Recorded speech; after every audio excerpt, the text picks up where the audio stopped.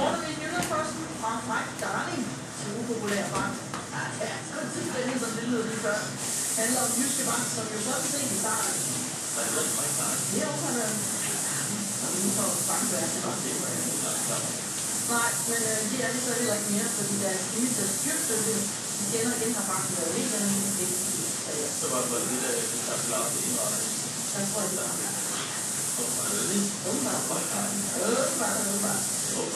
Nå, ekstrabladet. Nej, men det tager vi BT. Okay. Jo, det er... Nej, det er det. Det er BT, som fejler noget.